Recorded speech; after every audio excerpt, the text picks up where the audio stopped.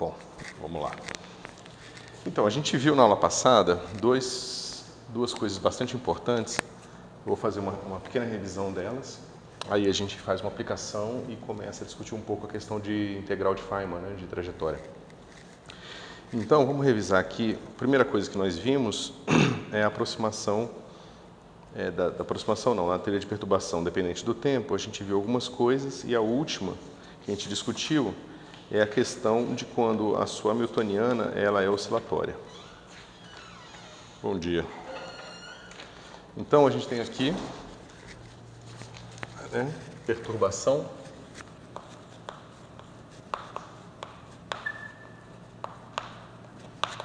periódica.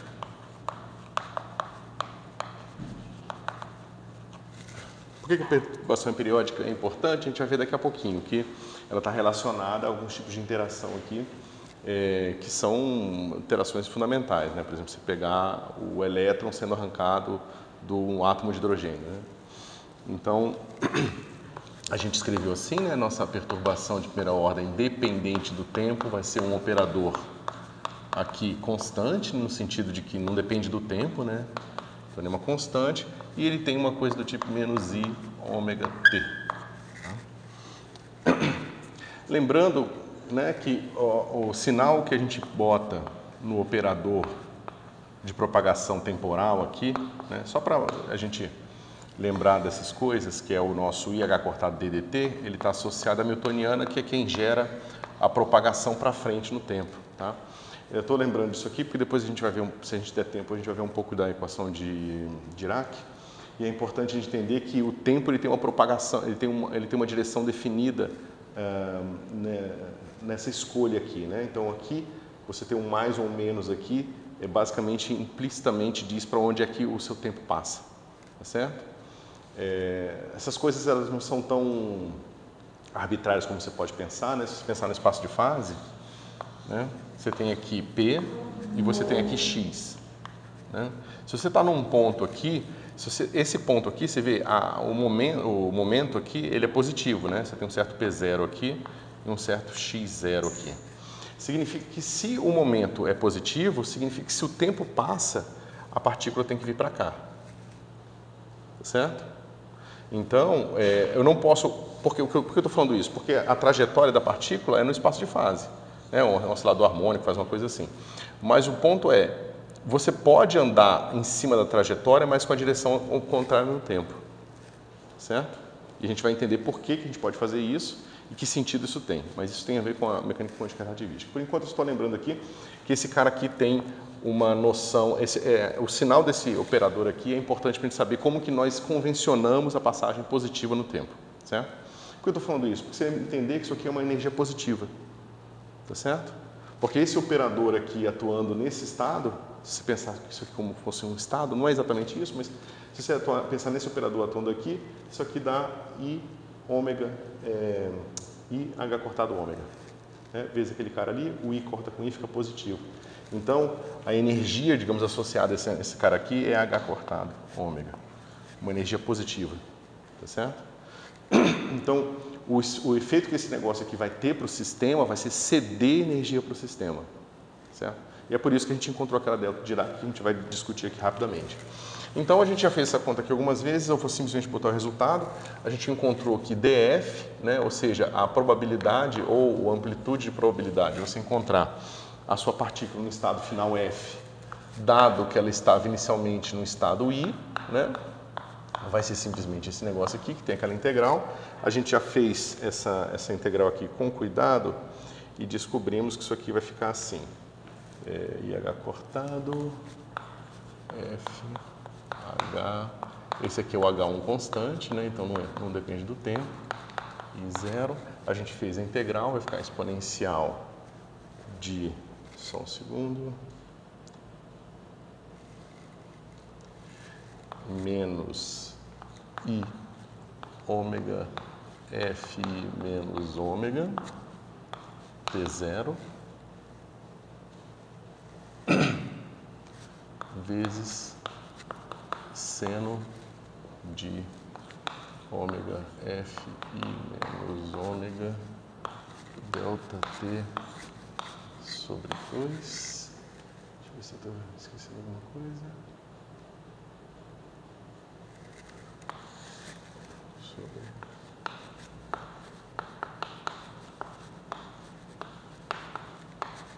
Só um pouquinho que eu acho que eu esqueci alguma coisa na fase. A gente já tira o módulo quadrado.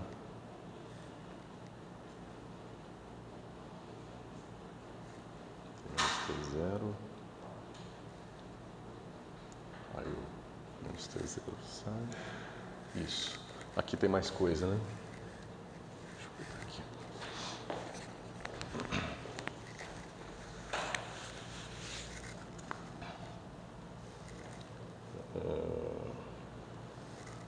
Exponencial de ômega F menos ômega delta T sobre 2, isso, e aí eu tenho a outra fase aqui, que é menos, mesma coisa, delta T sobre 2 menos T0, certo? Isso aqui é no expoente, tá? Essa é uma fase aqui, essa fase não é importante porque quando a gente vai ver o módulo, esse cara aqui não importa, né? Mas aí o que a gente descobriu é que esse cara aqui, ele tem um certo comportamento dependendo da razão, da diferença de frequência e do tempo, né? A gente discutiu bastante isso, a gente viu que essa função sempre tem um máximo aqui quando esse cara vai para 0, né? E quanto mais o nosso ΔT aumenta, mais esse cara se aproxima de uma delta de Dirac, né? Então ele é uma coisa assim, ele oscila, aí ele oscila menos aqui, vai oscilando cada vez mais rápido, só que com amplitude cada vez menor, né? Então essa amplitude é menor porque esse cara aqui vai crescendo. Bom, esse pico aqui, ele é conservado. Esse cara aqui é quando ômega igual a ômega Fi. Né? Lembrando para vocês que a gente estava discutindo aqui que esse é o ômega que está sendo cedido para o sistema, tá certo? Ou seja, essa newtoniana aqui, de certa forma, ela é capaz de ceder essa energia aqui para o sistema. Então ela cede essa energia para o sistema e seleciona uma diferença aqui, né, que é igual a ela. Ou seja, se ela ceder o ômega, significa que o sistema pode passar de um estado I para o estado F de forma somente se a energia, a diferença de energia desses estados foi exatamente a energia cedida pelo sistema. Tá certo? Sua perturbação injetou no sistema energia ômega. Mas o interessante disso aqui, pessoal, é que se esse tempo for muito maior do que essa, né, ou seja, se o período associado a esse tempo aqui for muito maior do que o período associado a essas frequências, significa que isso só vai acontecer quando isso aqui for exatamente igual a 0. Tá certo? Ou, na verdade, na proporção de que esse tempo é maior do que isso aqui, esse aqui se aproxima cada vez mais de uma delta de Dirac e na delta de Dirac isso acontece quando exatamente é igual a 0, certo? Ou seja, isso é uma coisa que classicamente é inesperada, né? Você pensa que classicamente, você pega um sistema qualquer, pensa num oscilador harmônico. Você pode empurrar só um pouquinho o oscilador harmônico e ceder só um pouco de energia para ele, aí ele começa a oscilar bem devagarzinho. Em princípio, classicamente, da estrutura matemática de como a gente constrói a teoria, você seria capaz de induzir o oscilador harmônico a amplitude que você quisesse. Você pode colocar um pouquinho, você pode colocar menos ainda, e não existe um limite, não existe nada discretizado. Você poderia fazer isso quão fracamente quanto você queira. Aqui não é verdade. Eu não consigo ceder, se isso aqui for um oscilador harmônico, ou seja, se esse cara aqui, se o F0 for simplesmente um estado do oscilador harmônico, né? Ou seja, digamos que esse cara aqui é A criação F vezes no vácuo, né? Proporcional aqui, que tem um fator de normalização. Se esse cara aqui for simplesmente um estado oscilador harmônico, significa que um oscilador harmônico quântico, eu posso colocar energia lá e nada vai acontecer, até eu chegar nesse ponto aqui. Na hora que eu chegar nesse ponto, aí o oscilador começa a oscilar. Mas antes disso ele não oscila. Tá certo? E o que vocês têm que entender é que quando a gente fala de teoria de campos é como se você tivesse um oscilador em cada ponto do espaço. Então você pode pensar o seguinte, se não houvesse quantização desses estados, dessas energias, eu poderia criar partículas, eu poderia criar elétrons com qualquer quantidade de energia. Mas eu não posso, eu preciso da energia de repouso do elétron, pelo menos para que eu possa gerar, né, na verdade, um par elétron-pósitron, né, porque eu não consigo criar só um por causa da conservação de carga e outras questões, eu não consigo, eu preciso ter esse mínimo de energia. Então, na verdade, a nossa própria noção discreta de partículas, ela é muito mais quântica do que clássica. Porque, classicamente, eu poderia pegar um campo, imagina, eu tenho um campo aqui, né, que representa a presença ou ausência de uma partícula. Eu poderia excitar esse campo, no sentido de que eu posso botar ele um pouco mais elevado aqui. Mas eu posso fazer isso continuamente. Agora, se você pensar que um campo é uma coleção de osciladores harmônicos, e você pensar que esse oscilador harmônico aqui está no estado de vácuo, esse aqui está no estado de vácuo, eu não consigo eu não consigo pegar um campo representado por a posição desses osciladores e colocar ele em qualquer estado aqui. O mínimo que eu posso fazer aqui é colocar esse aqui num estado excitado, eu boto esse no 1, 0, esse no 1, e esse no 0, e esse no 0. Aí eu tenho uma excitação aqui. Então, você ter partículas contáveis, tem 1 elétron, 2 elétrons, 5 elétrons, é uma noção que é puramente quântica. Porque senão você teria uma fração contínua de elétrons nos seus campos, né? Então, eu acho engraçado isso, porque a gente começa a fazer física com a noção da aproximação de coisas por partículas. Mas, fundamentalmente, essa noção só se concretiza quando você vai para a mecânica quântica. Porque, senão, você poderia ter excitações quando você passa a tratar, quando você pensa que o objeto fundamental da descrição da física é o campo e não a partícula, você só consegue reobter o conceito de partícula quando você quantiza o campo. Porque o campo não quantizado, né, você pensar no mar, né, você pega a altura do oceano num certo ponto da superfície da Terra, pode pensar como um campo, né? O oceano, num certo ângulo θφ, ele tem uma certa altura h. Isso pode ser deformada continuamente, né? Você imagina que a onda pode estar aqui, mas o oceano pode estar um pouco mais alto, um pouco mais baixo, e que isso pode acontecer de forma contínua. Mas num campo quântico isso não pode acontecer de forma contínua, tá certo?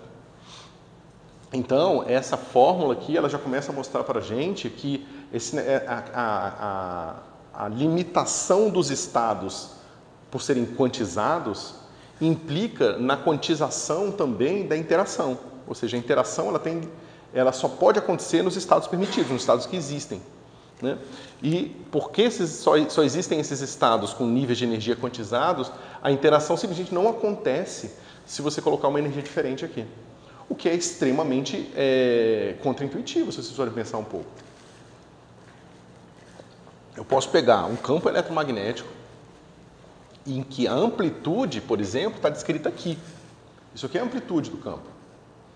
Eu posso colocar um campo com muita amplitude, ou seja, eu posso colocar um número infinito de fótons, muito energéticos não. Eu posso colocar o número que eu quiser de fótons no meu sistema. Eles não vão excitar o átomo de hidrogênio, a não ser que um dos fótons individuais tenha essa frequência aqui.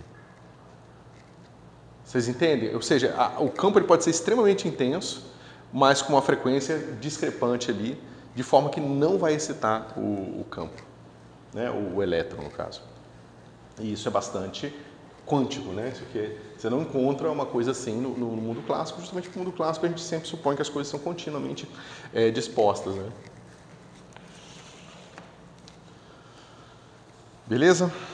Então, a gente pensa um pouco sobre isso aqui, a gente imagina, né, que a gente pode estar frequentemente em sistemas em que esse ΔT realmente é muito maior. Quando isso acontece, né, a gente tem aqui que a probabilidade do do I ir para o F, que é isso que a gente está fazendo aqui, ou seja, a gente vai tirar simplesmente um módulo quadrado dessa expressão. Esse cara aqui, a gente fez na aula passada, é 4π quadrado, não é nada demais, né? É só elevar ao quadrado, o módulo quadrado dessa expressão e supor que I é diferente de F, tá? Deixa eu botar aqui, para I diferente de F, só por simplicidade. Então, esse cara vai ficar o módulo desse elemento de matriz, que é o elemento FI. Isso aqui é só uma maneira simplificada de escrever esse cara aqui, tá? Esse cara aqui é o módulo quadrado dessa expressão. E aqui a gente tinha o nosso delta de ômega FI menos ômega ao quadrado, né?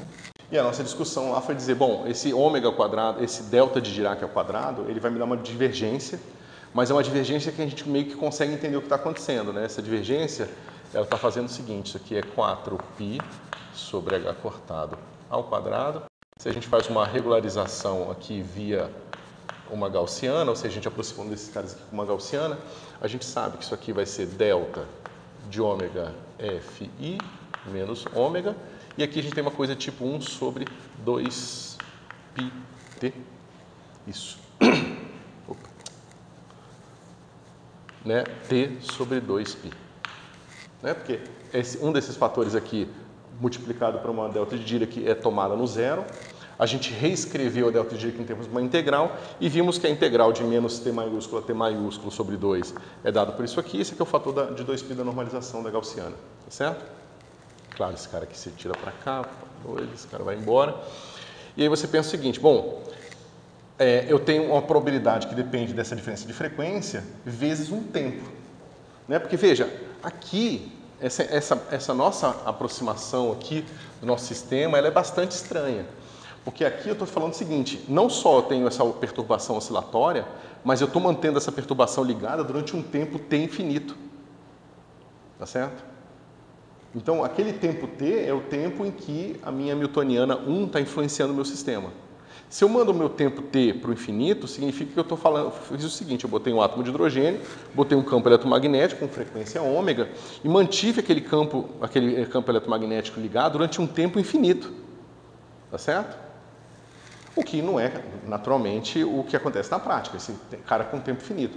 Mas, contanto que esse tempo seja grande o suficiente, eu posso aproximar, pelo menos para essas expressões aqui, como infinito. Tá certo? E como eu não estou interessado em saber essa probabilidade envolvendo um tempo infinito, eu quero saber o que vai acontecer durante o experimento no laboratório, eu posso pegar a taxa disso aqui.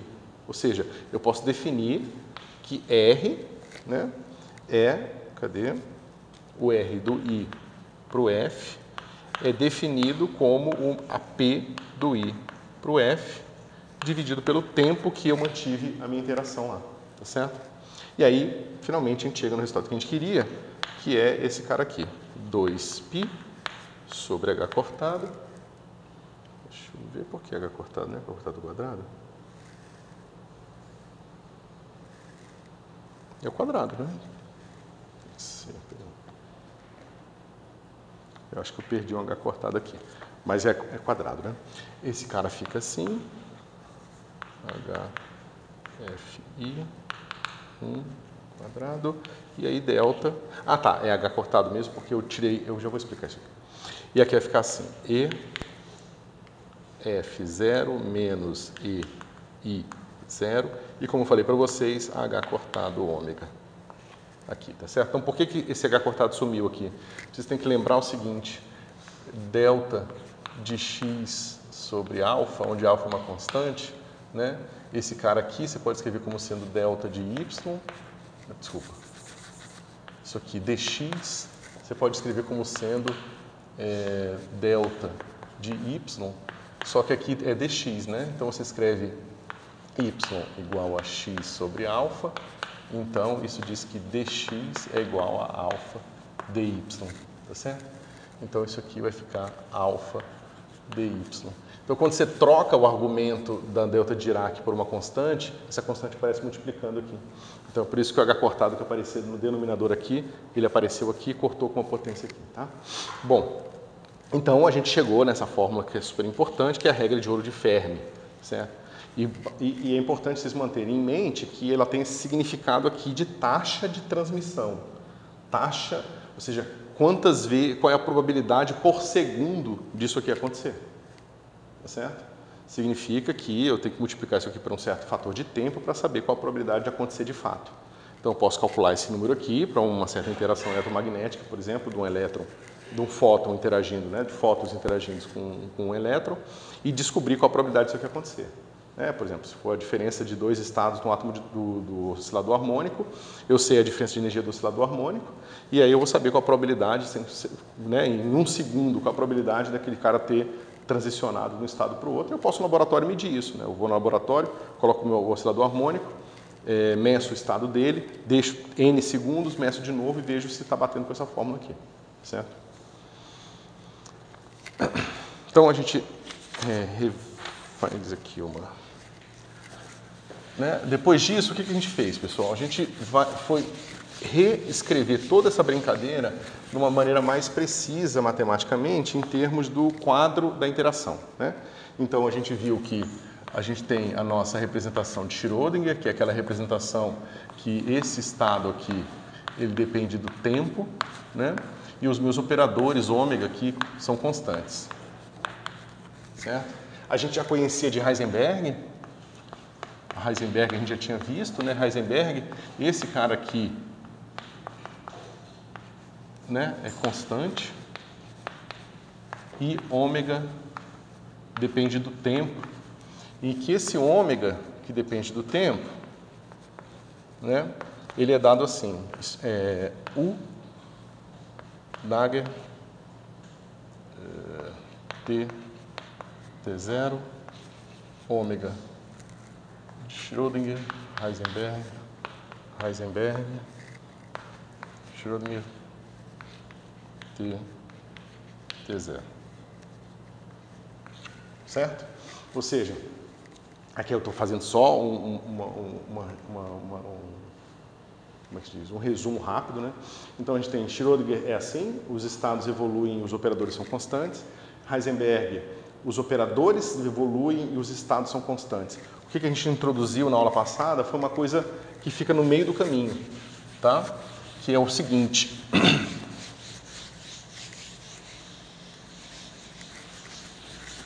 No quadro da interação, a gente tem que nossa newtoniana, ela se separa numa newtoniana de fundo, mais a minha newtoniana perturbada, que pode ou não depender do tempo, meio que tanto faz aqui. E aí eu vou fazer o seguinte, eu vou definir os meus operadores de Heisenberg, mas para isso eu vou usar o meu operador de evolução temporal baseado somente no H0, tá? Ou seja, eu tenho que o meu U0 de T0 é dado por exponencial de menos I H0 delta T sobre H cortado, tá? E aí eu vou definir os meus operadores aqui, os meus estados, evoluindo com esse cara aqui, tá certo? Então, cadê? Esse cara aqui já está escrito. Então, veja, o meu estado de interação no tempo t, ele vai ser, aqui é um pouco não trivial, só para lembrar que esse cara aqui, ele está definido como definido em Schrödinger, né? Então, esse cara aqui,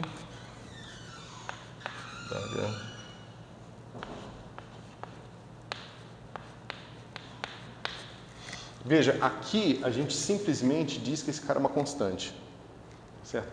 Aqui o que eu estou fazendo é o seguinte, eu estou dizendo que o meu vetor de estado no tempo t, ele é a evolução para trás do meu Schrödinger no tempo t, tá certo? Veja, a diferença é que isso aqui se reduz a isso aqui, ou seja, esse cara é uma constante, quando a minha newtoniana é simplesmente, quando esse meu propagador aqui é com a newtoniana total. Tá certo? Porque aí, quando é a newtoniana total, basicamente, a gente sabe que esse cara aqui, né? Só escrever claramente o que está acontecendo, esse cara é isso aqui, 0, S, T, T0. E isso aqui, né, você sabe que a função de onda, vetor de estado de Schrödinger, é a propagação até o tempo t, do tempo t0, só que aqui, ó, é o de Schrödinger, mas não é o zero, tá? Do estado inicial.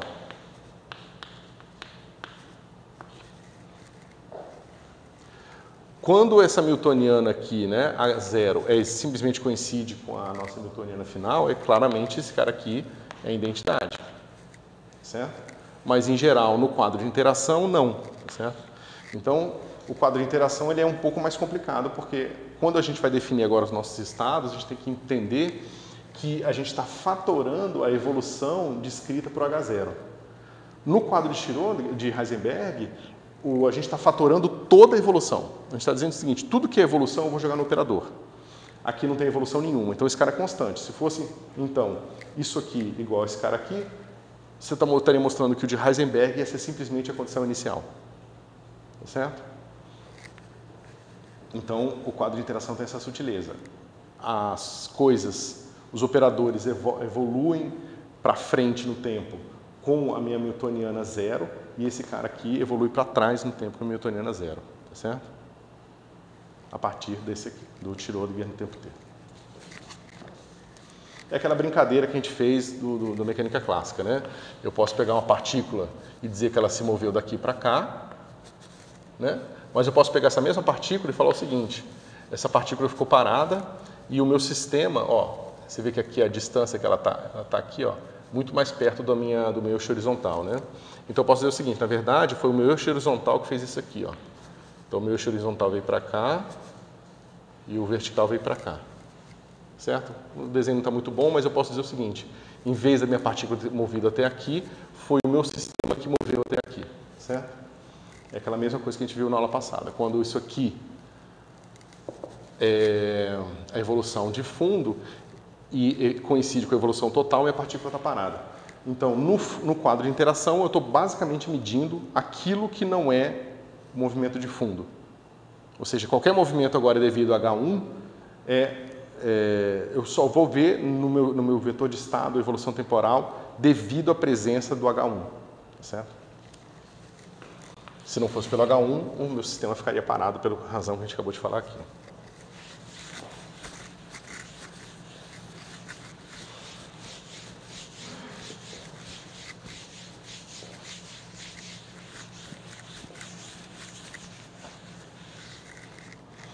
Até aqui tudo bem, pessoal? Né?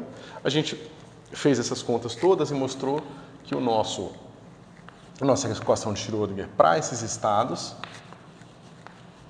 elas vão ficar assim. No quadro de interação, o vetor de estado evolui com uma newtoniana aqui, ó, que é não é o nosso H1 que a gente conhecia, tá? É o nosso HI1 de T e psi de T, tá certo? Lembrando que esse cara aqui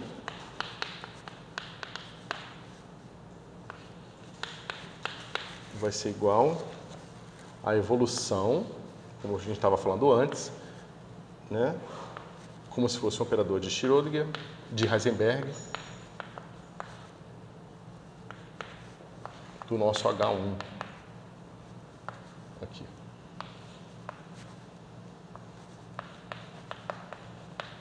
Então, outra coisa que vocês manterem em mente é que se a sua hamiltoniana aqui não depende do tempo,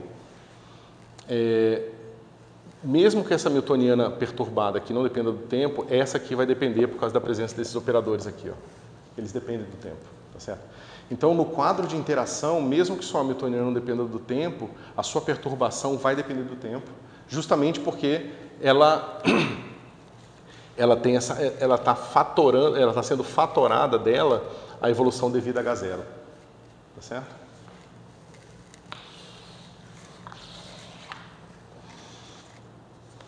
Ok.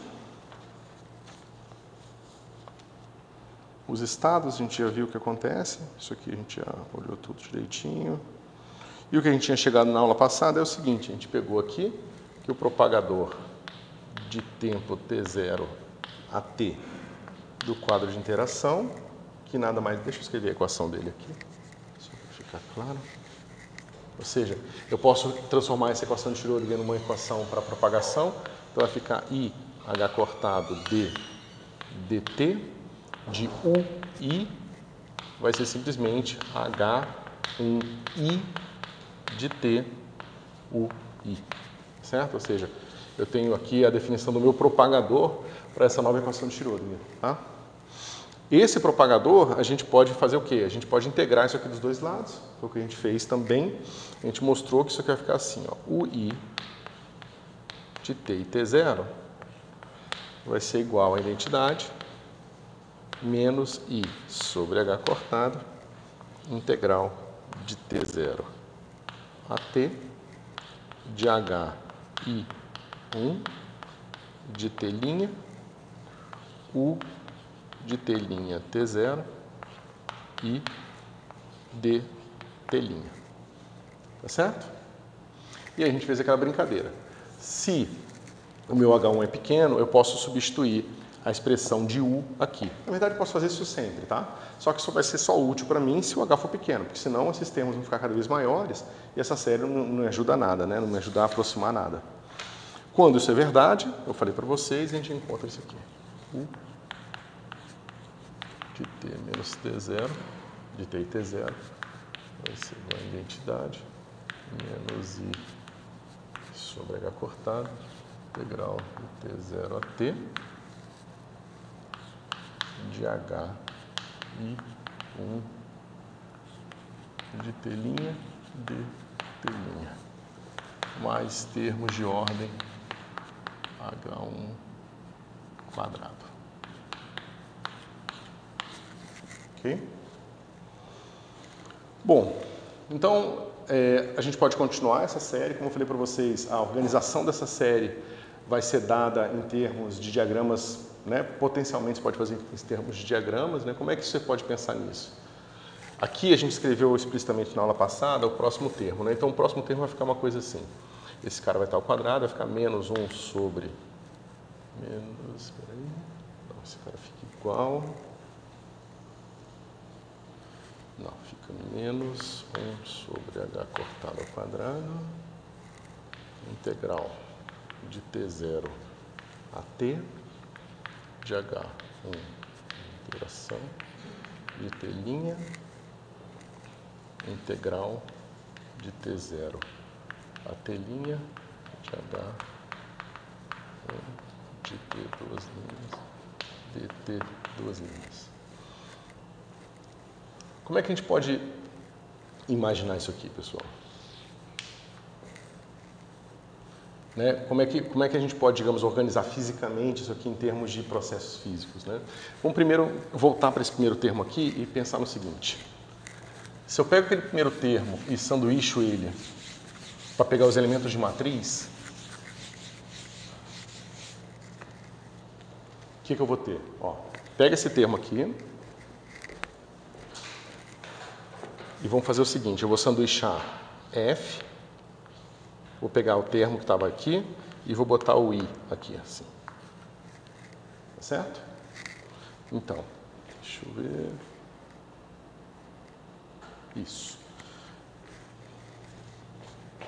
Cadê?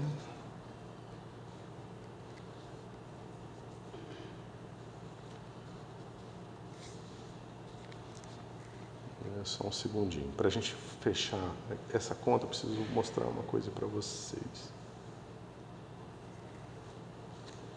Isso. Ó, vamos pegar aqui o seguinte. O nosso psi de Schrödinger, ele é dado assim, ó. Soma sobre n de dn de t exponencial de menos i e0 n t sobre h cortado n0, certo? Ou seja, esse cara aqui é aquela decomposição que a gente tinha feito lá atrás. Agora a gente vai fazer o seguinte, como é que vai ficar o meu psi i aqui? Ele é simplesmente daqui, né? O nosso US Dagger 0 T0 psi st, né? Como é que é isso aqui, pessoal? Esse cara aqui. Esse cara aqui é exponencial de I e H0 T sobre H cortado, atuando nisso aqui.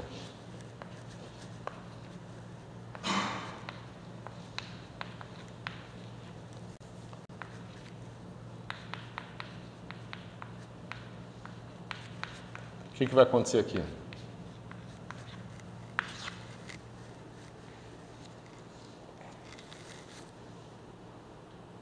Esse cara tem um sinal contrário, porque ele tem o dagger aqui. A newtoniana 0 é autoadjunta, então aqui a gente não tem nada demais acontecendo. Então o que vai acontecer? O que é o estado, o que é o nosso operador de estado de interação aqui? O operador não, no estado, na representação da interação. esse cara atua aqui e sai a energia que está igual aqui, ó. Só que eu já tenho esse fator aqui com sinal negativo. Então, isso aqui vai ser simplesmente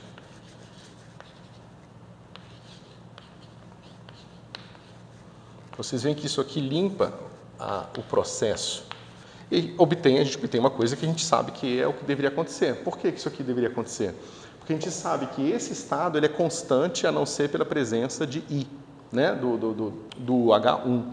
Esse cara deveria ser constante a não ser, seria constante se não fosse por H1. E a gente já tinha visto anteriormente que esse cara é constante a não ser por H1. Então é claro que esse operador, esse vetor de estado, só pode depender desses componentes aqui, tá certo? Então a gente entende melhor um pouco do que está acontecendo aqui. Então, deixa eu apagar,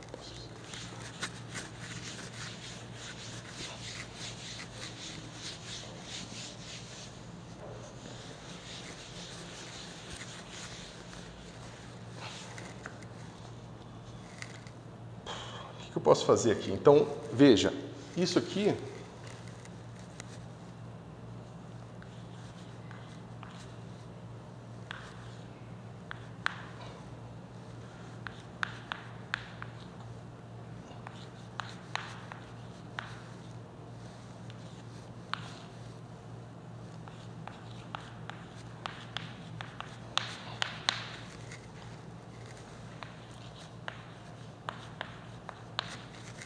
certo? Então, eu só escrevi aqui que esse propagador aqui, ao contrário, né, aplicado com um certo estado final qualquer aqui, vai me dar simplesmente o D desse F-ésimo estado. Ok? Bom, se eu sei quem vai ser o cara que vai projetar o meu estado aqui, eu posso voltar ali na frente e fazer o seguinte. Cadê você? Aqui. Então, eu tenho que o meu df de t vai ser igual ao nosso f. Peraí. Deixa eu só ver como é que eu distingui aqui, só um instantinho.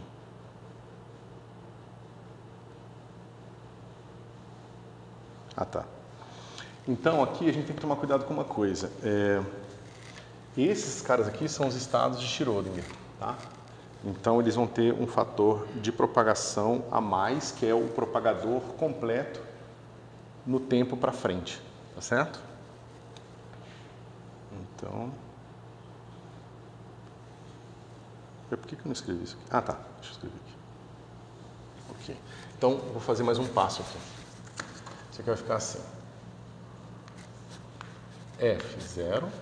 Isso aqui a gente já sabe. I H0 T sobre H cortado. E esse cara aqui é assim. Exponencial de menos I H 0 mais H1. Potencialmente dependendo do tempo, sobre H cortado. Não, está errado. Posso escrever assim, não. Eu não posso escrever assim, pessoal, porque o H1 depende do tempo, ele não pode mais ser escrito como simplesmente exponencial, negócio que a gente tinha discutido antes, tá? Então, T0. Só para dizer que esse cara aqui é o nosso psi-s de T0, tá certo? Mas o que é isso aqui, que a gente estava usando anteriormente? Para a gente fazer aquela conta anterior, a gente estava botando o nosso estado inicial, esse cara como sendo o quê? Sendo o nosso estado I de Schrödinger, né? Na representação dos autovetores da Hamiltoniana de fundo. Tá certo? Ok. E aí... Deixa eu ver aqui. Só um segundo esse cara aqui. Tá faltando alguma coisa aqui, peraí. Isso. E quem é esse propagador aqui?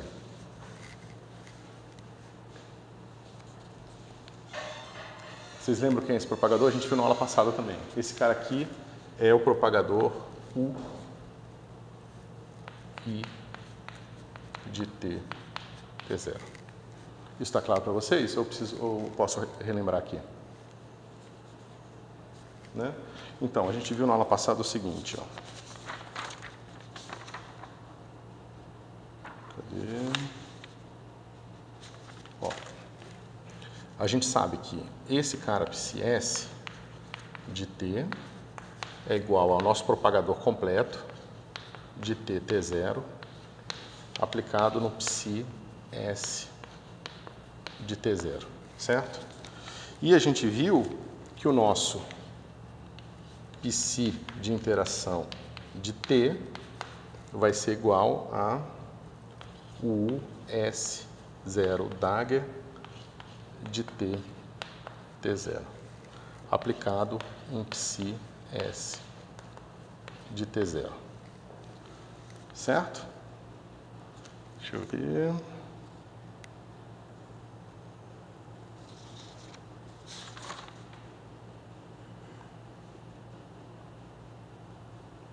Cadê? Peraí. Tá, se eu boto lá vai ter... Não, ainda.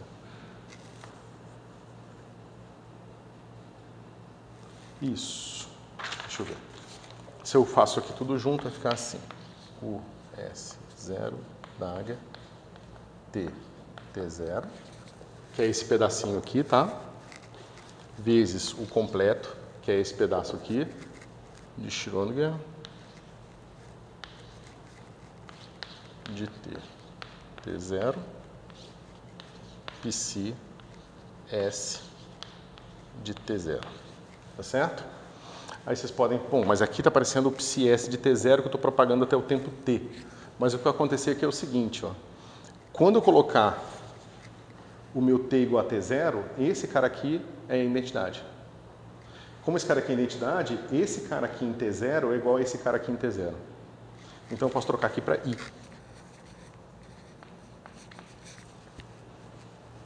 Tá certo? Então, esse cara, no tempo t, é dado por esse operador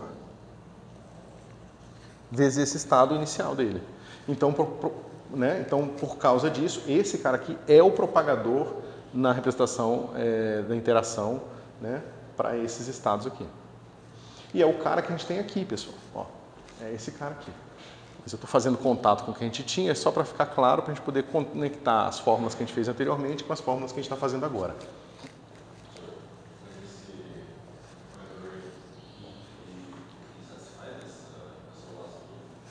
Tem que satisfazer, por definição. Porque, veja, essa é uma equação... Oi? Não, mas tem que tomar cuidado. Esse cara aqui é o propagador completo de Schrödinger, que está misturado com um propagador de Schrödinger para trás, usando só H0. Tá vendo? Esse cara evolui todo o sistema para frente e esse cara retrocede tudo que evoluiu por H0 de volta para o tempo inicial. Só H0. Então, né, se não tivesse o zero aqui, claro, isso aqui seria identidade. E aí nós estaríamos na representação de Heisenberg.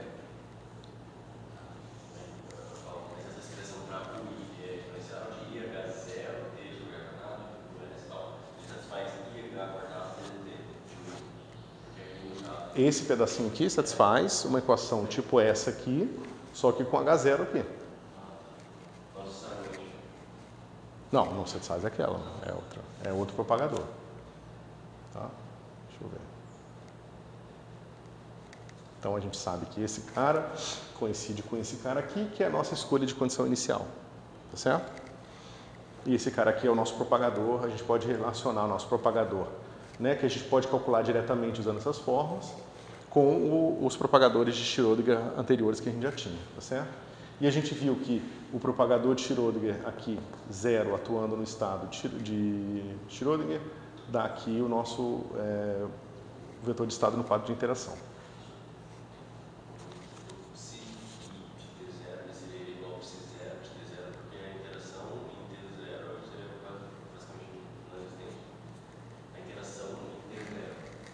Deixa eu ver se você está perguntando o que eu estou pensando. Isso aqui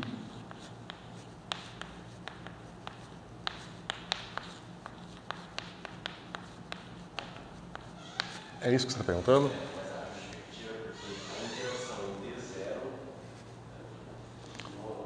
A justificativa é simplesmente pela definição. Ou seja, você define o seu estado... Aqui está errado, né? Peraí. Não, está certo. A definição está aqui. Cadê a definição? Eu já tirei. Está ao contrário. Deixa eu botar aqui. Peraí, eu apaguei a definição. Ah, não, tá, a definição está aqui. Ó, o estado no quadro de interação, no tempo t, ele é a evolução de trás para frente desse cara aqui. Tá certo? Mas quando o meu tempo t é igual a t0, isso aqui é identidade. Porque um propagador de t0 a t0 é identidade. Ou seja, se não mudou o tempo, não propagou nada. Esse cara é identidade e esse cara aqui é t0. Então, é simplesmente a maneira que eu construí esse quadro de interação, eu construí ele de forma que os estados do quadro de interação e de Schrödinger coincidam inicialmente. Certo? Um evolui com H1, outro vai evoluir com o operador completo, da Hamiltoniana completa, e aí eu defino esse cara aqui como o completo, voltando para o tempo inicial via H0. É aquela brincadeira que eu tentei desenhar ali, né? Você tem digamos, vou fazer mais uma vez aqui. Então você tem a bolinha aqui e ela vai evoluir com o seu H Hamiltoniana mais Hamiltoniana 1. Então essa bolinha ela fez assim, tá certo? Se você tivesse evoluído só com H0, ela teria vindo assim para cá, ó. Tá certo?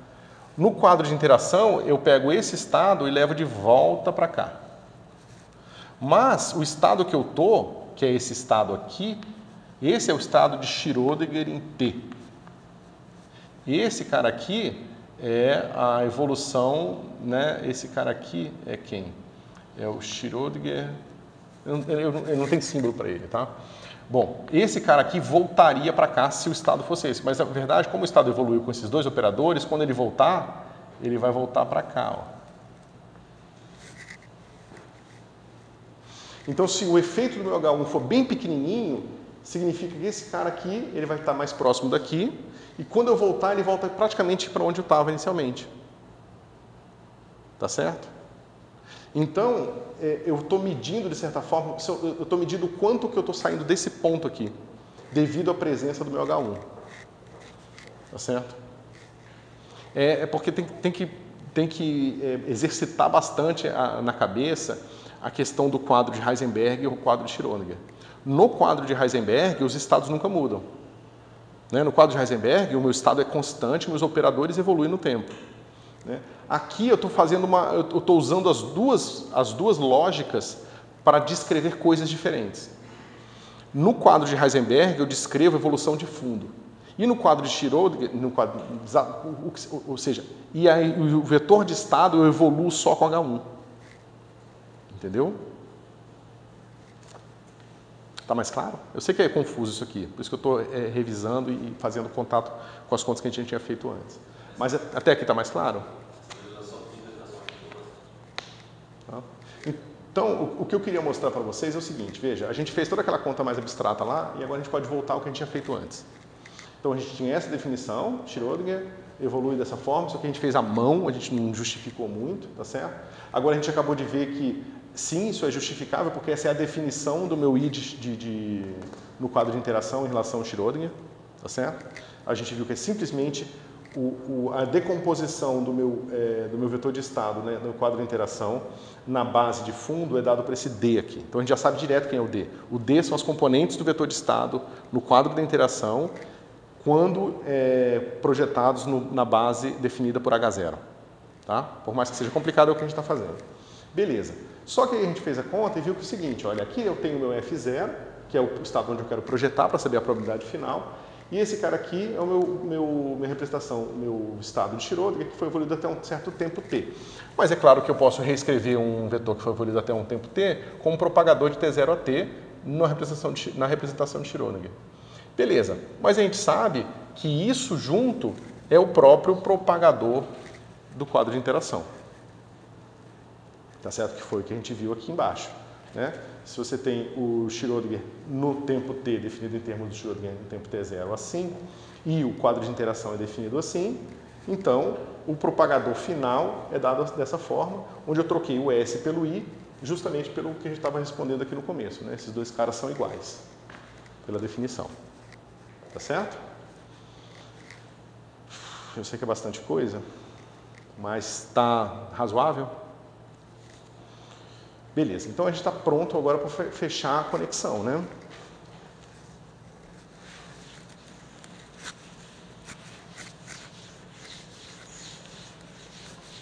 Vou apagar isso aqui para ter espaço.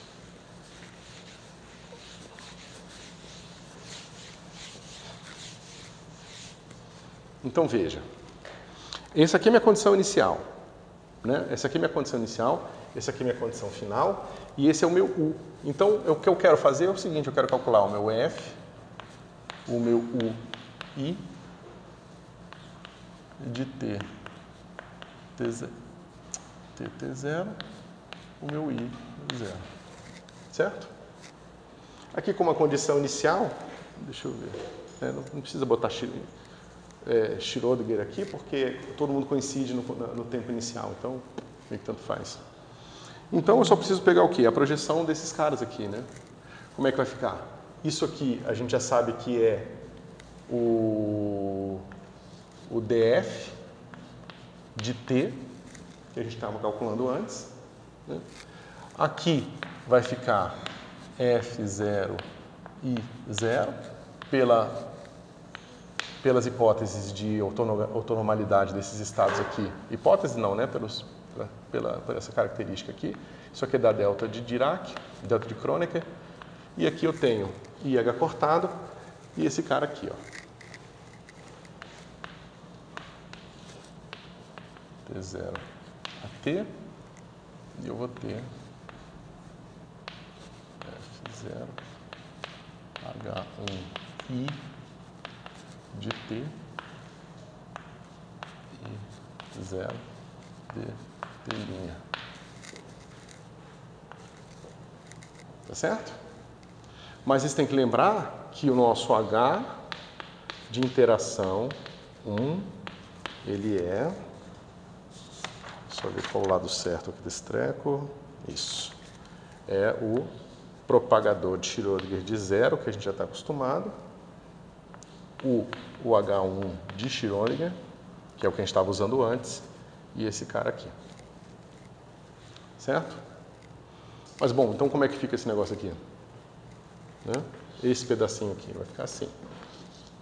F0 exponencial de mais IH0 T sobre H cortado. O meu H de Schrödinger 1 é exponencial de menos IH0T sobre H cortado e I0. Certo? É só abrir esse cara aqui que a gente tinha escrito antes. Certo? Mas esse cara aqui é autovetor, né? Esse cara aqui é autovetor dessa newtoniana aqui. Então sai o E desse cara aqui na energia F, né? Então vai ficar como? Isso aqui vai ficar exponencial de IE0F, né? Esse cara aqui vai ficar menos EI0, aí divide por H cortado e bota o tempo aqui, e esse cara vai ficar o nosso HFI1 que a gente tinha escrito antes, que é a projeção, deixa eu escrever completo aqui, vezes F0 H1S I0. Tá certo?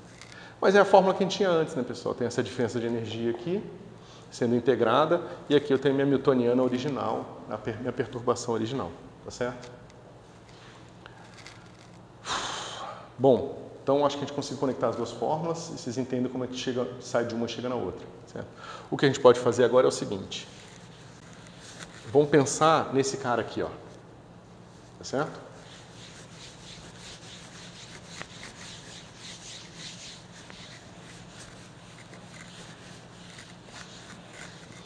Então, preciso terminar o detalhe aqui, ou isso aqui já está claro para vocês, que é a mesma fórmula que a gente já tinha antes, né? Porque a única coisa que falta é transformar isso aqui, chamar isso aqui de ômega FI aqui, né? Que é esse cara aqui, certo?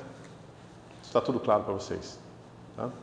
Então, o que a gente agora pode pensar, o que está acontecendo é o seguinte, aqui, agora eu tenho integral de T0 a T, de H1 no quadro de interação de T',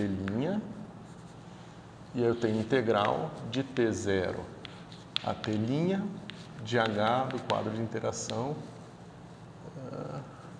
1 de T duas linhas, de T duas linhas, certo? E aí eu tenho dt aqui, dt'. Isso aqui tudo está sanduichado com o estado I0. Ok? Beleza. Agora, vamos ver o seguinte, ó. Eu tenho meu F0. Esse cara aqui, eu vou fazer o seguinte. Eu vou botar essas integrais todas aqui para fora já. Para facilitar a nossa vida, eu vou escrever assim, ó. dt', dt duas linhas. Aí vai ficar assim. I0 exponencial de menos I e I0 sobre H cortado T'. Aí eu tenho meu H1 aqui, de Schrödinger, certo? Aqui ainda não tenho nada, porque eu tenho exponencial de, aqui é mais, menos I H0 T' sobre H cortado. Aí eu vou fazer o seguinte, ó, entre esses dois operadores aqui, eu vou botar uma base K aqui. Vai ficar assim, ó, K0, K0. Tá certo? E aí eu complemento aqui, vai ficar. Então eu já vou botar aqui para simplificar a nossa vida. Vai ficar E0K, tá certo? E aqui vai ficar exponencial de mais I E0K mais de T duas linhas. Tá certo? Porque esse cara aqui depende de ter duas linhas. Então, os propagadores que vão aparecer aqui do lado desse cara aqui vão ser os propagadores calculados em T' e esse T duas linhas. Tá certo? Aí aqui vai ficar H1 de Schrödinger, exponencial de menos I, E, aí é I agora, 0, T duas linhas, sobre H cortado, deixa eu ver o que falta aqui, e o I0. Aqui é F. Obrigado. Isso. Porque eu errei um e puxou todos os outros erros. Ok.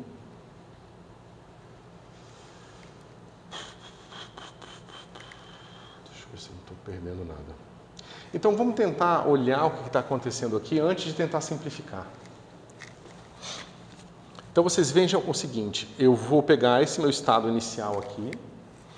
Lembra, isso aqui é a propagação no tempo, né? Eu estou propagando esse estado inicial até um tempo T duas linhas. Nesse tempo T duas linhas, esse cara aqui vai, digamos, vai criar, vai representar a interação acontecendo, né? Lembra, esse cara aqui, ele vai estar calculado em T duas linhas, esse cara aqui. Então, a partícula veio, evoluiu livremente. Então, você tem aqui uma partícula que ela evoluiu livremente. Aí, no tempo T duas linhas, ela interagiu com H1 aqui, ó. Ela viu H1 aqui. Tá certo? Desse estado, saiu todos os estados possíveis aqui dela, ó. Todos os estados K aqui, ó. Tá certo? Aí eu propago o meu estado K no tempo até T'.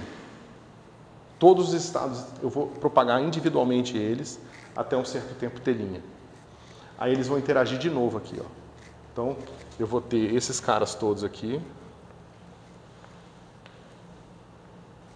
Todos eles vão interagir H1 aqui. Tá certo?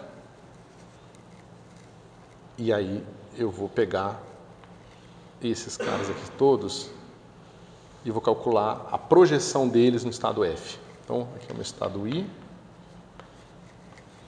e aqui é o meu estado F.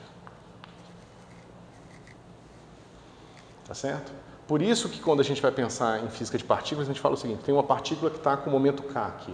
Então é um elétron que está andando com certo momento K. Um elétron, ele propaga no tempo livremente. Como é que o elétron propaga? Aqui a gente sabe que o oscilador harmônico propaga livremente no tempo. O que acontece? Ele fica oscilando. O elétron não, o elétron é um pacotinho de onda, você está andando no espaço. Aí você tem esse cara aqui, por exemplo, que vai ser a interação do elétron com o fóton. Tá certo? Então ele vai interagir com o fóton aqui, você vai ter a probabilidade que vai estar de acordo com esse sanduíche aqui, né? Porque se essa matriz aqui, né, tiver elementos I, K diferentes de zero, então vai ser propagado com uma probabilidade diferente de zero para o estado K. Se essa matriz aqui tiver elementos de matriz zero, é claro que não vai ter propagação de I para um certo valor de K. Tá certo? Bom, aí você calcula a propagação de acordo com a interação. Então, por exemplo, se você pega uma lagrangiana, você tem assim, psi barra del mi a mi psi. Tá certo? Então você vê que tem nesses elementos de matriz, você vai ter 2 férmions e um bóson. Tá certo? Esses elementos de matriz aqui, eles vão ser diferentes de zero quando esses estados aqui contiverem pelo menos essas partículas aqui. Senão vai ser zero. Porque na hora que você tentar projetar aqui, né, 4 coisas aqui, você não vai encontrar. Tá certo? Porque aqui eu tenho 3, eu tenho um antiférmion, um férmion e um bóson. Se na minha lagrangiana a interação eletromagnética fosse diferente disso aqui, aqui os meus diagramas iam ser diferentes também. O tipo de interação que eu ia ter ia ser diferente. Tá certo? Por isso que, por exemplo, quando as pessoas falam, vamos fazer a teoria lambda φ4. Lambda φ4. Isso aqui é um campo escalar que interage com ele mesmo, mas aí os elementos de matriz aqui só vão ser zero quando você tiver duas partículas escalares levando em 2 partículas escalares, por exemplo. Né? Você vê que aqui eu posso ver um fóton e sair em um para-elétron-pósitron, ou posso vir um elétron e espalhar com um pósitron e sair com um fóton, ou ver um fóton e espalhar com... Né? Você pode ver todas as possibilidades aqui desse diagrama. Tá certo? Aí, só que tem que lembrar que esse cara aqui é um estado final com uma certa quantidade de energia. E a gente viu que tem toda aquela questão de conservação de energia, que tem a ver com o tempo da interação, né? E essas frequências todas aqui.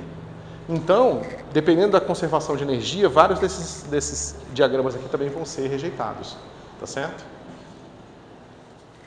Mas só para dizer que você pode criar regras agora. É claro que aqui a gente está fazendo uma coisa muito simples. Aqui não é uma evolução numa teoria de campos, é uma evolução da mecânica quântica, mas fundamentalmente a estrutura matemática é a mesma. Tá? Aqui na teoria de campos, você está propagando estados de um campo, aqui a gente está propagando estados de mecânica quântica.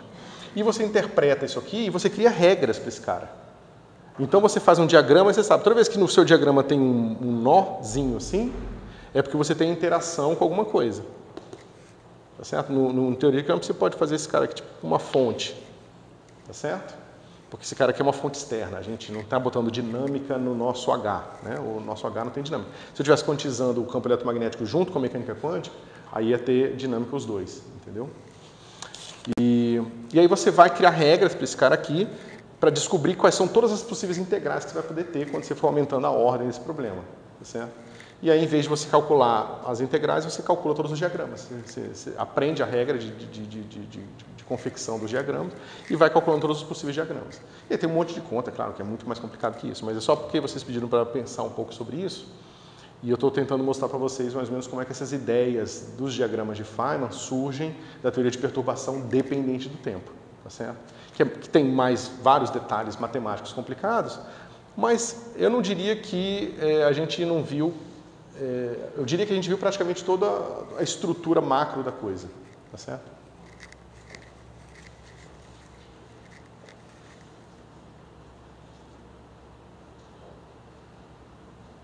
Alguma dúvida? Alguma coisa que vocês querem perguntar?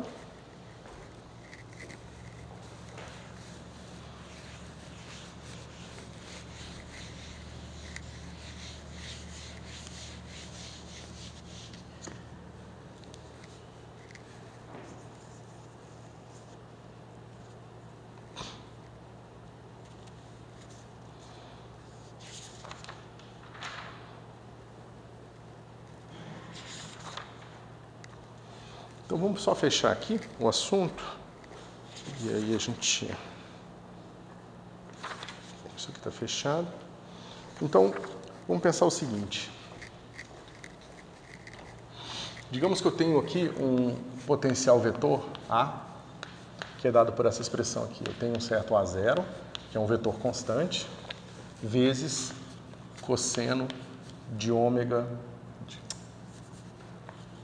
de K x menos ômega t. Tá certo? Então vocês podem reconhecer que isso aqui é uma equação de onda, que é a solução do campo eletromagnético no vácuo. Né? Você pode calcular esse negócio aqui e você vai ver que isso aqui vai te dar um campo eletromagnético propagando, né, como uma onda plana.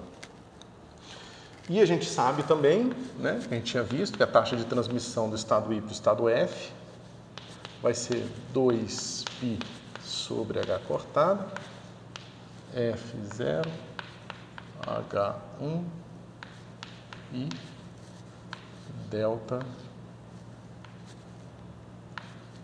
EF menos PI menos ômega.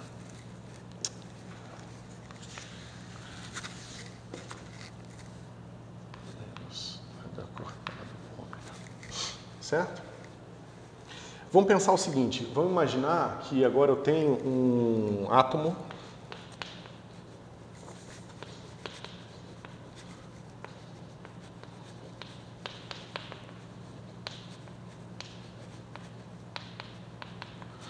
de hidrogênio, tá certo? Então eu tenho um estado inicial aqui dele, vou botar um certo I, tá certo? Vocês sabem que o átomo de hidrogênio inicialmente, você pode pensar que isso aqui é uma coisa do tipo NLM, né? Então esse I representa esse conjunto de 3 índices aqui. Mas como eu falei para vocês quando a gente viu o átomo de hidrogênio lá atrás, um átomo de hidrogênio, ele tem, para ter uma base completa, não basta as bases dos estados ligados. Né? Porque isso aqui basicamente diz como é que é o estado do elétron grudado no próton, e o elétron ele pode estar também desconectado, você pode estar no estado desligado, ou seja, você pode estar num estado em que o elétron vem, espalha e vai embora.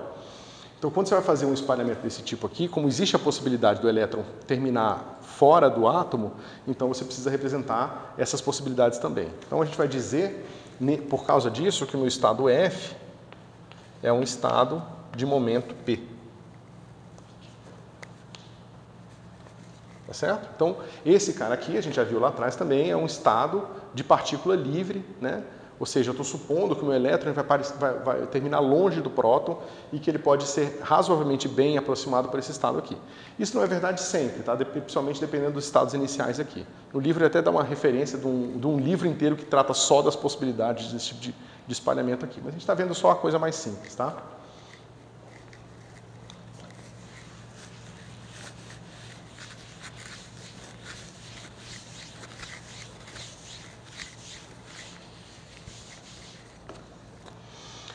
Bom, então como é que fica a nossa interação, pessoal?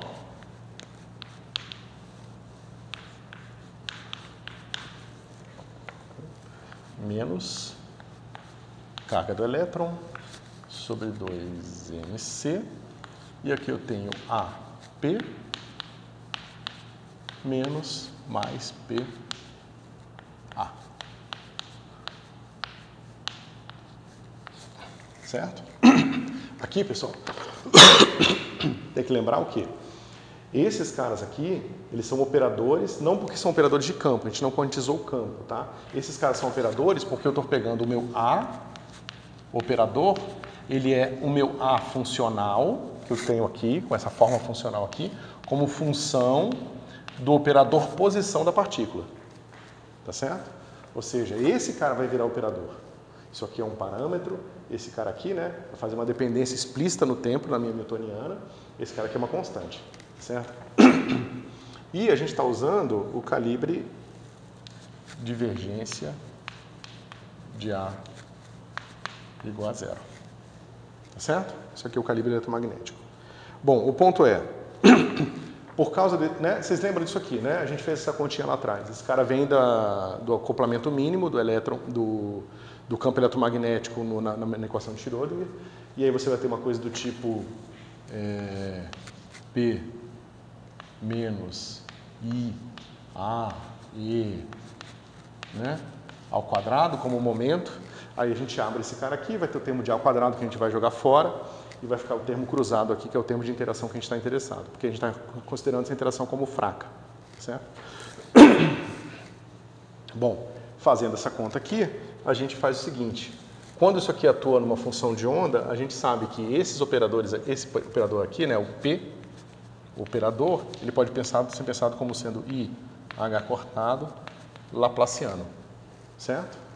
Então, esse termo aqui, quando ele agir sobre o A, por causa do calibre vai dar zero, tá certo? Então, se você fizer essa continha direitinho, a gente já fez ela, tá, pessoal?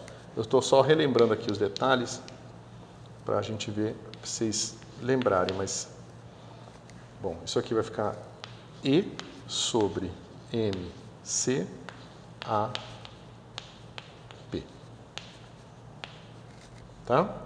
Lembrando que a gente usou essa relação de calibre aqui. Só que eu posso fazer o seguinte agora.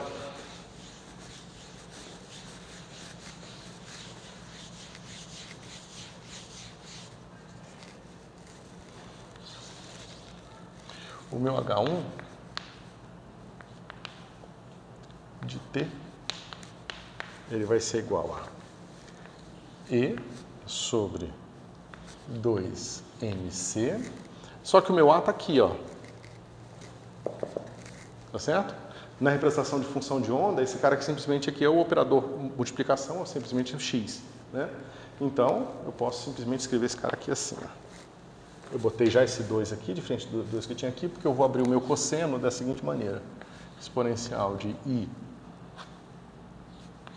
K x menos I ômega t mais exponencial de menos I K x menos I ômega t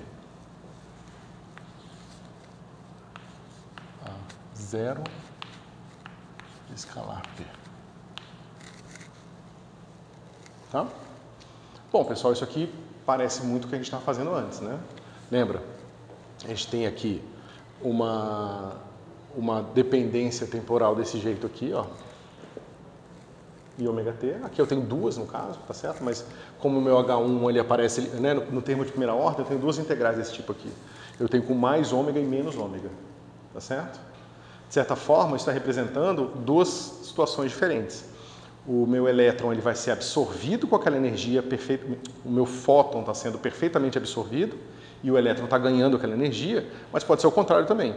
O elétron está ganhando, está perdendo energia e o fóton está sendo emitido. Tá certo? As duas coisas estão presentes aqui porque eu tenho os dois fatores de ômega aqui, esse com energia positiva, tá certo? E esse aqui com energia negativa. Foi aquilo que a gente discutiu lá no começo da aula, tá certo?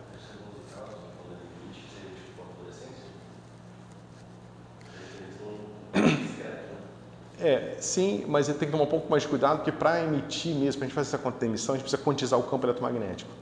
E aqui a gente não quantizou, entendeu? Mas sim, seria uma coisa do tipo, sim. Aqui, essa questão da partícula e antipartícula, pessoal, é simplesmente resultado do fato de que você pode pensar que o tempo anda para frente ou para trás. Tá certo? Existe uma simetria nas equações. Então, toda vez que você encontra essas contas, faz essas contas, você implicitamente está carregando a informação de que o tempo anda andando numa direção ou na outra. É por isso que eu fiz aquele primeiro gráfico lá para vocês, mostrando o espaço de fase, mostrando que existe uma direção privilegiada para o tempo. Mas isso se você pensar que o tempo aumenta quando a coordenada de tempo aumenta. Mas se eu convencionasse o contrário, se eu convencionasse que o tempo aumenta quando a minha coordenada de tempo diminui, eu teria que usar as soluções todas ao contrário. Porque não tem porquê, isso é uma convenção. É claro que a gente... É muito mais fácil no nosso cérebro, porque a gente se criou assim, de pensar que daqui a mais 5 segundos o tempo passou. Mas a gente poderia convencionar de que quando subtrai 5 segundos é que o tempo passou. Né? É uma questão de convenção.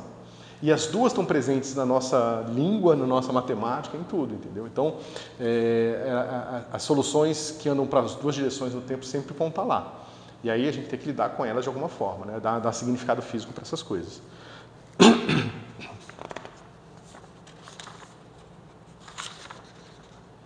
Tá certo? Então, pessoal, aqui a gente usando a regra de ouro, a gente vai pegar esse pedaço aqui, que é como eu estou falando para vocês, é esse que tem, né? Se eu exigir aqui que o meu EF0 seja maior do que o meu EI0, então esse cara aqui nunca vai ser concretizado, porque aquela delta de Dirac vai matar essa possibilidade, tá certo?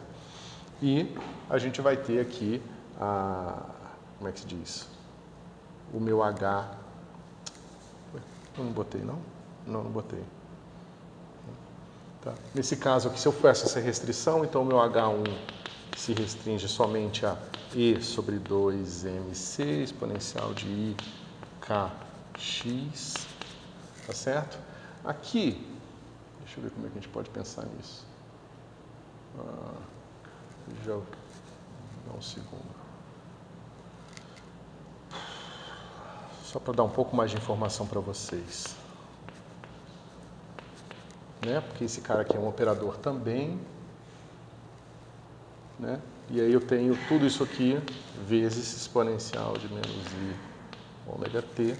E aí, pela regra de ouro de Fermi, eu tenho agora, posso calcular minha taxa de transmissão aqui. Certo? Bom.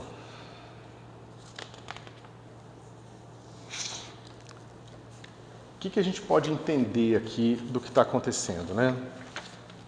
Vocês lembram, lá atrás, a gente fez a seguinte conta. A gente pegou uma função de onda, psi de x aqui, e escreveu ela como sendo assim. Exponencial de menos x quadrado sobre 2... x quadrado sobre 4 sigma ao quadrado, né? E aí a gente normalizou esse negócio aqui, ficou raiz de 2π sigma ao quadrado. Então, a gente mostrou que isso aqui é um pacote de onda centrado na origem. Bota o zero aqui. E aí a gente fez aqui a brincadeira toda, a gente jogou isso para o espaço do momento, fez a propagação no tempo, calculou como é que acontece, e a gente viu o seguinte, nesse caso, o meu pacote de onda, quando o tempo passa, ele vai simplesmente ficando mais largo. Certo? Mas a gente fez uma segunda conta. A gente pegou esse pacote de onda e botou aqui mais um fator assim, ó, mais I P0x sobre H cortado. Vocês lembram disso?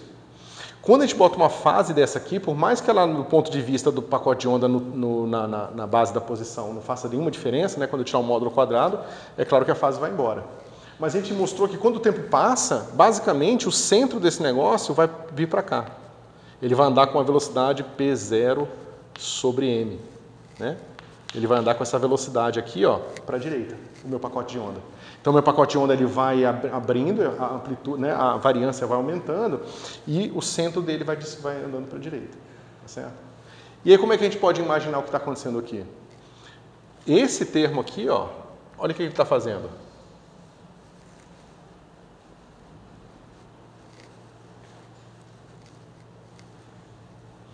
Está acrescentando uma fase aqui, ó. A minha onda eletromagnética, ela tem uma relação de dispersão aqui, né? Você tem uma coisa do tipo módulo de K quadrado igual a W quadrado. Né? É uma onda eletromagnética, então ela precisa ter a energia igual ao momento, né? Ela não tem massa. Então, isso aqui está aqui, ó. Ou seja, a energia que eu estou conservando, né? Ou seja, esse cara está ganhando uma certa energia, o meu elétron, e está ganhando momento também. Está vendo? O meu elétron, digamos que é um pacotinho de onda, esse pacotinho de onda vai ganhar nele aqui uma fase que vai representar um momento na direção K, que é a direção da onda que perdeu energia para o sistema. Então, minha onda eletromagnética vem aqui, dá um peteleco no meu elétron sai com momento naquela direção. Tá certo? Para ter conservação de momento também. Tá certo?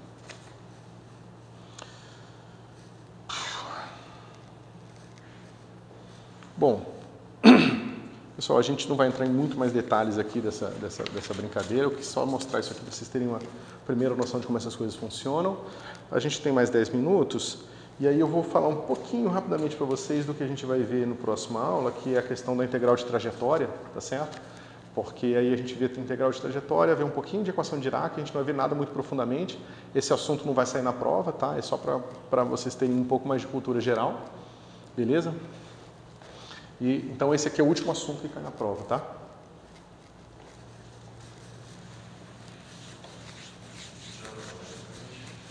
Oi? Posso passar sim. Então, pessoal, a gente vai pensar nas integrais de trajetória de duas formas. A gente vai pegar como se fosse uma receita de bolo e a gente vai aplicar e vai ver que dá o que a gente esperaria, tá certo? Depois a gente vai justificar essa receita fazendo uma coisa mais formal, tá certo? Mais ou menos um caminho que a gente já seguiu no ano passado, tá? Então, a integral de trajetória...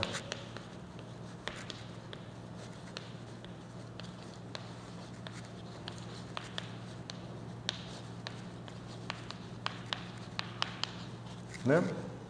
Como o nome já mesmo diz, ela se baseia na ideia de que é possível calcular a probabilidade de uma certa propagação no tempo, ou seja, fundamentalmente a gente está calculando o propagador, porque o propagador é isso, né? É a probabilidade de um certo estado ser propagado a um certo estado final. Você pode calcular essa mesma propagação no tempo usando trajetórias, o que é estranho na mecânica quântica, né? Ou seja, eu digo que inicialmente eu estou aqui, né? Digamos que esse aqui seja o eixo do tempo e esse aqui é o eixo do espaço. Eu estou num certo ponto aqui, tá certo? E a minha partícula vai se mover para cá, ok? Então eu estou aqui em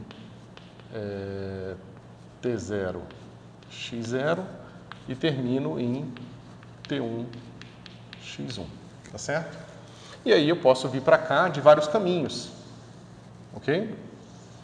A questão é, se eu estou falando de probabilidade, significa que eu preciso, de certa forma, atribuir um peso para esses caminhos, para saber quanto que cada peso desse contribui quando eu for calcular a probabilidade final de eu sair daqui e chegar ali, tá certo? E a ideia aqui é a seguinte, a gente vai calcular a ação de cada um dos caminhos. Pessoal, o que é a ação? A ação é a integral de T0 a T1 da Lagrangiana, que é um funcional aqui de x, né, ou uma função de x de x ponto. Tá certo?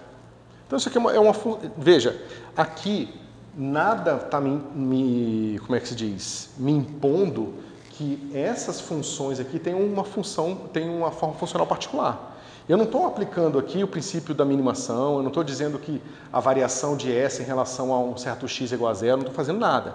Isso aqui é simplesmente o seguinte, me dá uma curva, essa Lagrangiana aqui, ela é capaz de me dar um número para cada ponto da curva, eu somo sobre todos os tempos, isso me dá um número, ponto final. Eu posso botar uma parábola, pode ser uma partícula livre, mas eu posso botar uma parábola, uma linha reta, eu posso fazer um monte de coisa maluca, eu posso fazer uns caminhos discretos, né? Eu posso fazer um monte de coisa aqui.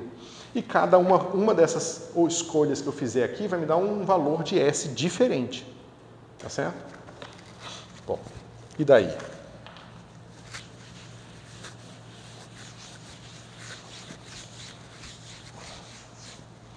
E daí que eu vou fazer o seguinte, eu vou definir que a propagação, a probabilidade de eu encontrar no x1 e t1 uma partícula que estava em x0 e em t0 vai ser proporcional, aí o termo de proporcionalidade é complicado, a soma sobre todos os caminhos tá? De exponencial de IS, o caminho iésimo, sobre H cortado. Tá certo? Então essa vai ser a nossa receita. A gente vai dizer o seguinte, bom, eu vou supor que isso aqui é verdade, que a gente pode calcular o propagador projetado na base da posição para uma partícula em uma dimensão, porque não tem por que a gente complicar a nossa vida agora, né? E ela vai ter que ser proporcional a essa soma sobre todos os caminhos. É claro que a soma não é uma soma, é uma integral, né? E as coisas se tornam bastante complicadas do ponto de vista formal. Até hoje, na mecânica quântica nem tanto, mas na teoria de campos, isso aqui não se tem uma teoria matemática completa para essas coisas. Porque quando você transforma uma soma numa integral, se vocês lembrarem lá atrás, tem que ter bastante cuidado.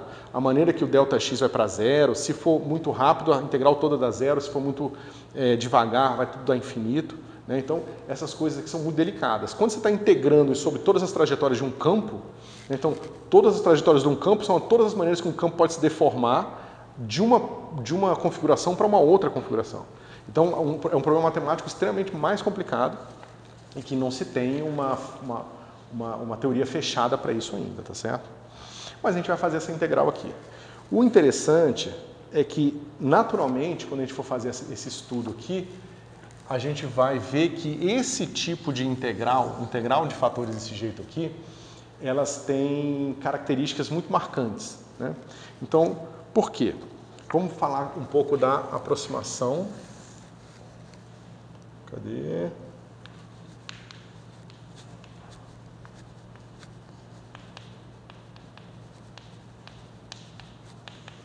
Fase estacionária. Então, o que acontece com a fase estacionária? Vamos pegar aqui uma integral simples, como uma função de lambda, que é dada assim, uma integral de A até B de uma f de t exponencial de I lambda G de t dt. Tá certo? Então, eu estou querendo fazer uma integral nesse formato aqui. Digamos que eu quero fazer com que esse meu lambda ele seja muito grande, tá certo? Ou seja, eu posso aumentando o valor desse lambda o tanto que eu quiser. O que acontece com uma integral desse tipo? Vocês acham? Dá para dizer alguma coisa sobre essa integral quando o meu lambda vai aumentando muito?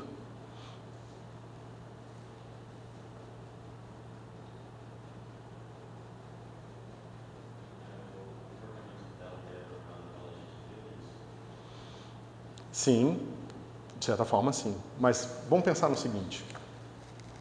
Se meu lambda é muito grande, significa que essa integral oscila muito rápido, tá certo? Vamos pensar no que acontece com uma integral dessa. Vamos pensar graficamente, porque eu acho que é a maneira mais simples de entender. Ó, a gente tem dois fatores aqui.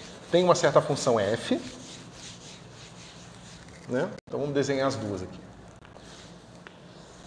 Vou botar um tempo aqui. E eu tenho minha função f. Minha função f está aqui variando do jeitinho dela, tá certo? E esse cara aqui, dependendo da forma de g, como você falou, mas como meu lambda eu vou sempre tomar um limite de cada vez maior, esse cara vai sempre oscilar, né? Então, esse cara que está oscilando com um tempo que depende de uma certa integral desse g de t aqui. Mas o ponto é o seguinte, se realmente eu estou aumentando o meu lambda o tanto que eu quiser, o que vai acontecer? Eu estou calculando f de t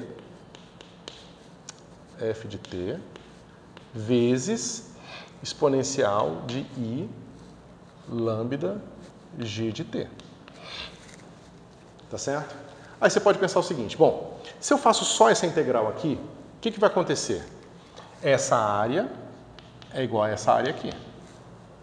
Então dá zero. Essa área é igual a essa área aqui. Então dá zero. Essa área aqui, então dá zero.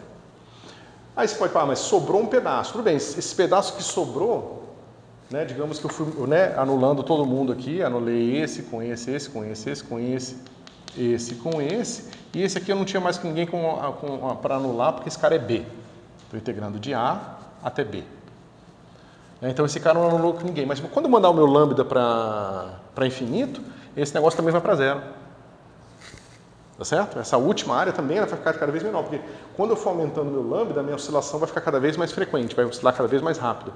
Então a área, em cada cabecinha do meu seno e cosseno aqui, vai ficar cada vez menor.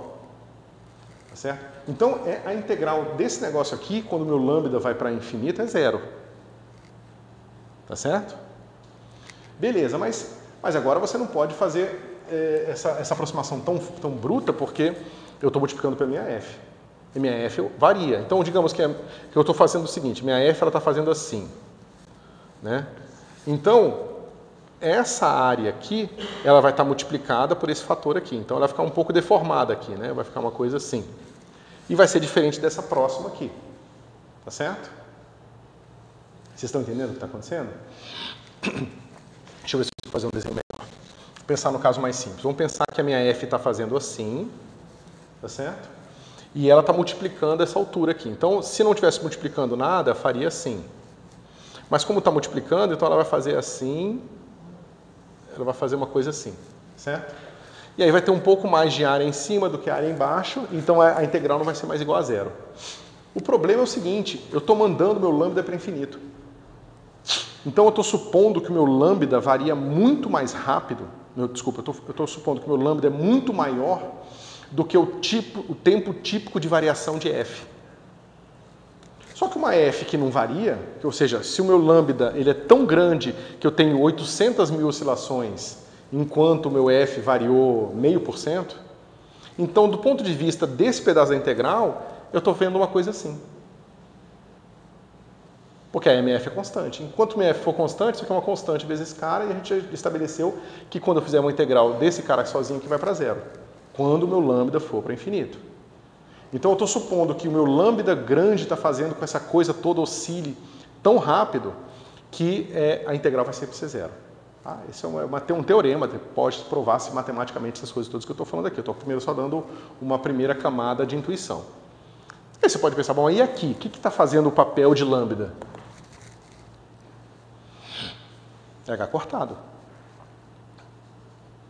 Quando eu for calcular essa integral aqui, eu estou somando esses caras com um lambda indo para infinito, que é basicamente dizer que H cortado é muito pequeno.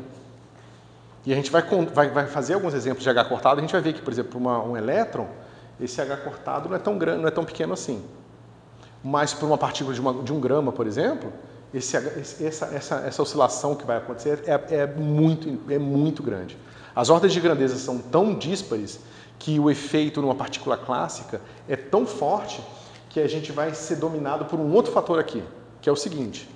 Tudo isso que eu estou falando aqui faz sentido, enquanto G estiver variando. Mas e se G não variar? E se G chegar num ponto que ele ficar constante? Aí esse cara não oscila mais. No ponto em que esse cara ficar estacionário, então eu vou ter o domínio da minha integral. Domínio no sentido de que vai ser aquela região que vai contribuir com a maior parte da minha integral. Porque todas as outras vão estar dominadas pela fase oscilatória. E a fase oscilatória tem essa característica aqui. Mas quem é a parte estacionária daqui? Né? Quem satisfaz isso aqui?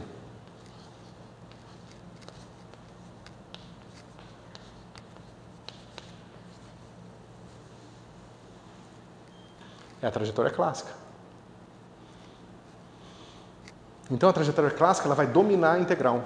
Então a probabilidade lá vai ser dominada pela probabilidade definida pela trajetória clássica. Tá certo? Bom, acabou o tempo, a gente vai ver isso mais na sexta-feira, tá? A gente vai ver detalhe, a gente vai ver a dedução disso aqui e tudo mais, mas a ideia matemática e física por trás das integrais de trajetória é que essa construção é possível também, tá certo? Ou seja, você construir a sua probabilidade através dessa combinação de probabilidade de caminhos individuais. E eu acabei de dar um gostinho para vocês de que, em algumas situações, essa probabilidade é dominada pela trajetória clássica. Certo? Beleza? Valeu, pessoal.